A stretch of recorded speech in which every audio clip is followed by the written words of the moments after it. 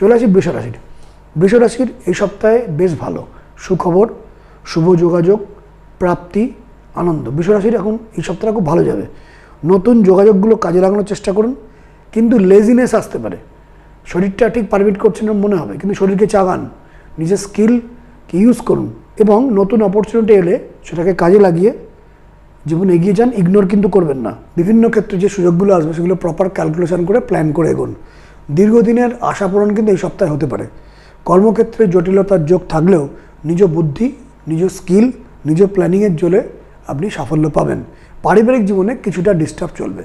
সপ্তাহের শুরুর দিকে বৃষ রাশির জন্য শুভ এবং খুব কার্যকরী সময়। যে কাজটা হাত দেবেন সেটা স্যাটিসফ্যাকশান আসবে কাজটা করে। Favourable time. সপ্তাহের মধ্যভাগে বৃষ রাশির জন্য রিলিফ আসবে, আনন্দ আসবে, সুখকর অনুভূতি, মনটা কিন্তু ফুরফুরে থাকবে। সপ্তাহের শেষ দিকে বৃষ রাশির জন্য কোনো কারণে একটু বেকায়দায় পড়তে পারেন, একটুর জন্য বড় বিপত্তি থেকে রক্ষা পাবেন।